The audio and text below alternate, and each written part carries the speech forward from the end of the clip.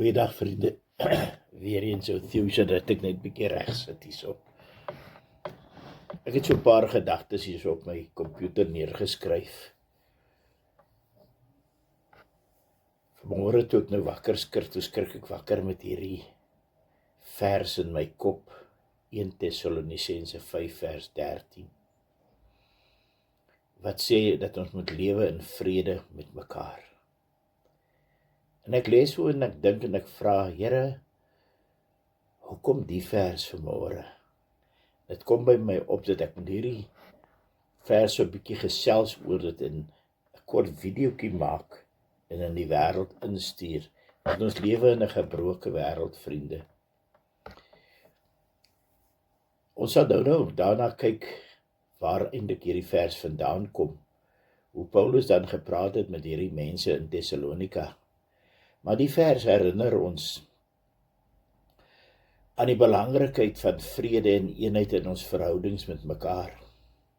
Ja, ons moet die Here ons God lief hê met ons hele hart, hele siel, ons hele verstand en alles wat daarin is.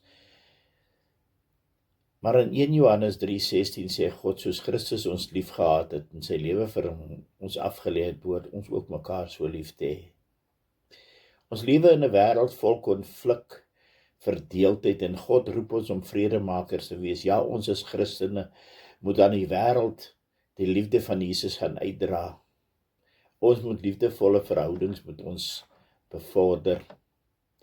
Dit vra dat ons mekaar met respek moet behandel en nederigheid toon aan mekaar, selfs wanneer ons verskil. En ons moet dit ook inskerp in ons kinders. Vriende, dis wat die Here van ons verwag. As ons gaan kyk na die vers verder, dan sien ons ook dat hierdie vers vorm deel van Paulus se riglyne aan die gemeente van Tessalonika. En onthou, die Bybel is so geskryf dat dit tipologies opgeskryf, soos God vir hulle geleer het daar, so leer God ook vandag vir ons. So hierdie riglyne aan die gemeente van Tessalonika oor hoe hulle in gemeenskap met gelowiges moet leef, is belangrik. Want dit is 'n oproep om in vrede te lewe met mekaar en dit is 'n noodsaaklike beginsel in ons Christelike wandel. Vriende, vrede is nie die afwesigheid van konflik nie, maar 'n aktiewe houding van liefde, van vergifnis en begrip. Verstaan mekaar, wees sagmoedig met mekaar, wees lankmoedig met mekaar, pas selfbeheersing toe.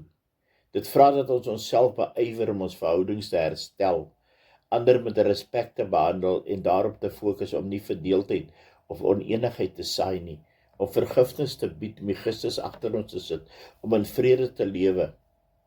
Maar dit verg soms offers, soos om jou trots neer te lê.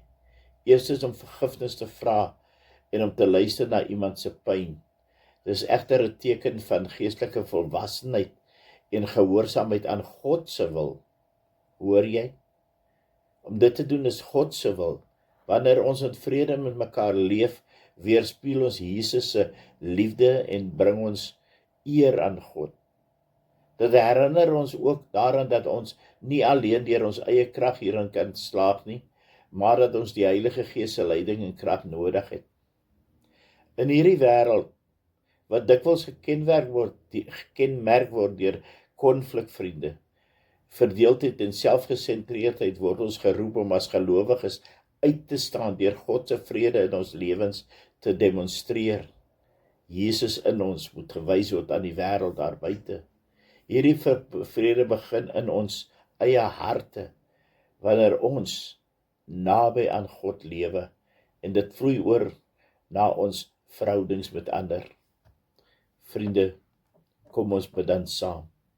Kom ons vra die Here om ons te help. Liewe Vader, dankie dat U ons roep om in vrede te lewe met mekaar. Help ons om verdraagsaam, liefdevol en respekvol te wees in ons woorde en ons dade. O Here God, vul ons met die vrede, sodat ons dit met ander kan deel. Verander ons, Here, om meer soos Jesus te wees. Lei ons om eenheid te bou, selfs in moeilike tye. En wys ons hoe om U liefde in ons verhoudings uit te straal. Vader,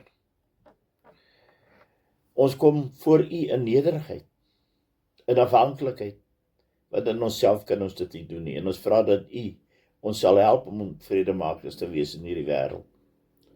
Dankie dat U ons leer om mekaar lief te hê, respek te hê, en in vrede saam te lewe.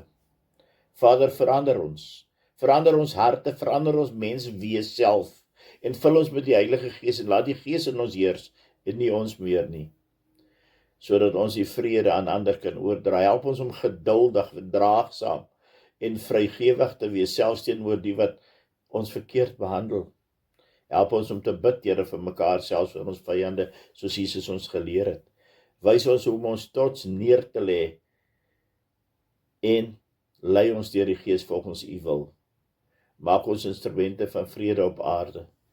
Liewe Vader, ons dank U dat U ons roep om met vrede met mekaar te lewe.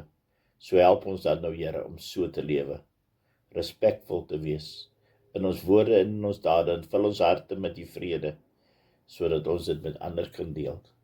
Help ons om eenheid te bou, God, selfs in die moeilikste tye. Wys ons om U liefde in ons verhoudings uit te dra en uit te straal. Ek vra dit in Jesus naam. Amen. Mag God ook hierdie woord seën aan jou, my broer en my suster.